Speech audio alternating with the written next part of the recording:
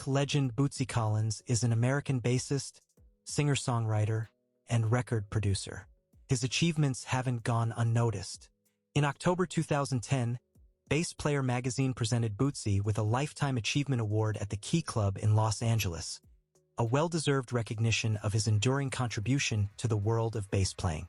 Adding to his list of honors, Bootsy was inducted into the National Rhythm and Blues Hall of Fame in 2016. This prestigious award cemented his place as a legend in the rhythm and blues genre. Most recently, on July 22, 2023, Bootsy received another hometown honor with his induction into the Cincinnati Black Music Walk of Fame. This award celebrates the rich musical heritage of Cincinnati and enshrines Bootsy as one of the city's most influential musical figures. Bootsy Collins has an estimated net worth of $3 million. He first gained fame playing with James Brown in the early 70s. Then he joined the Parliament-Funkadelic collective, where his funky bass lines and playful vocals made him a star. He even started his own band, Bootsy's Rubber Band, to explore the P-Funk sound further. A true innovator, Bootsy collaborated with musicians across many genres, from dance, Deee-Lite's Groove Is in the Heart, to electronic, Fatboy Slim, to even metal, Praxis. His achievements are undeniable. He's a Rock and Roll Hall of Famer, inducted in 1997 with Parliament-Funkadelic, and Rolling Stone magazine even ranked him number 4 on their list of the 50 greatest bassists ever.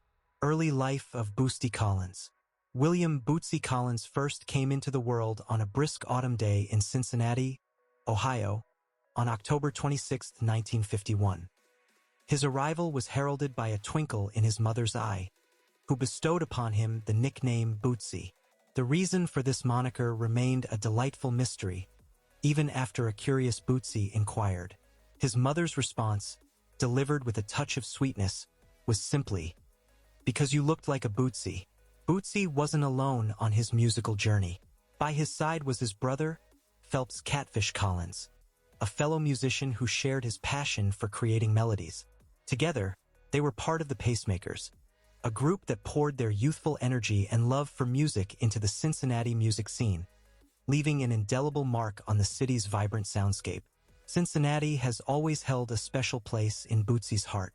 From the rich tapestry of musical heritage that permeated the city to the infectious energy of its residents, and the comforting familiarity of the streets he walked as a child, Cincinnati continues to be a source of inspiration for this legendary bassist. Personal life. Bootsy Collins has a total of 6 children. He is married to Patty Collins, who has been a significant supporter in his life and career. They met in the early 1990s when she was working as a backup singer, and their relationship has only grown stronger over time. Patty has also worked as Bootsy's personal assistant, manager, and business partner. Together, Bootsy and Patty have one child, a son named Wywee Collins, who is also a musician and has collaborated with his father and other artists. Bootsy is also a proud grandfather. Additionally, Bootsy has children from previous relationships. His family life is centered around music and art, and they often collaborate on various projects. Bootsy credits his wife and children with much of his success, and his personal life is built on love, creativity, and giving back. In the heart of spring, March 2011, Bootsy Collins, along with his wife, embarked on a heartwarming mission. Their journey led them to the vibrant halls of Franklin L. Williams M.S. No. 7, where the Little Kids Rock program pulsed with the energy of young musicians. Bootsy, a true hero of the bass, didn't just visit. He left a tangible piece of his musical spirit. With a generous glint in his eye, he donated a bass, a gleaming instrument ready to be wrestled into soulful melodies by eager young hands. But the gift didn't stop there. Bootsy, with the enthusiasm that has fueled his legendary career, transformed the room into a classroom of funky wisdom. He dispensed a bass lesson, his words weaving a tapestry of technique and passion, igniting a spark in the children's eyes. The session culminated in a jam session unlike any other. Bootsy, the Pied Piper of funk, rapped alongside his new students, their combined efforts coaxing soulful blues tones from the instruments. It was a day that transcended mere music. It was a vibrant exchange of energy, a testament to the enduring power of sharing the gift of music. This act of generosity secured Bootsy an honorary place on the organization's board, solidifying his commitment to nurturing the next generation of musical storytellers. Professional career. In 1968, a musical force was brewing in Cincinnati, Ohio. Fueled by a shared passion for funk, Bootsy Collins joined forces with his brother Phelps Catfish Collins, Frankie Cash Waddy, and the soulful vocalist Philippe Wynne. Together, they christened their band the Pacemakers, a name that hinted at the revolutionary grooves they were about to unleash on the world. Fate took a dramatic turn in March 1970. James Brown, the godfather of soul, was facing a rebellion within his ranks. His band had walked out over a pay dispute.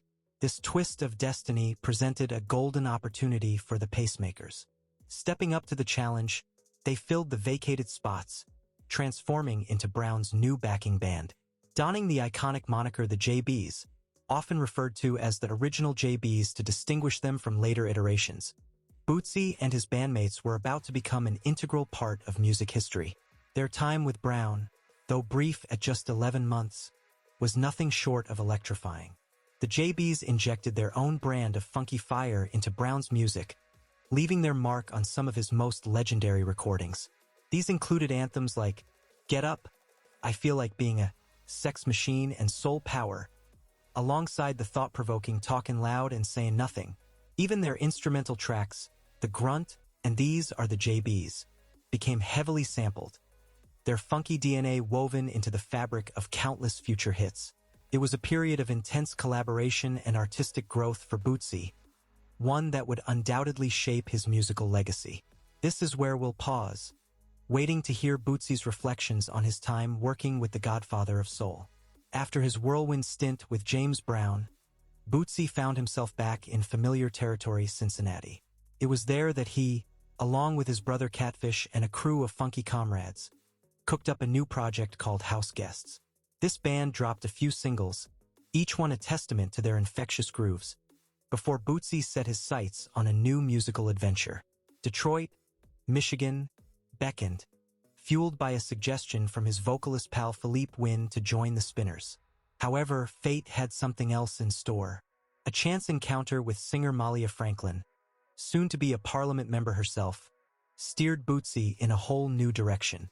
Franklin played matchmaker, introducing the Collins brothers to the legendary George Clinton.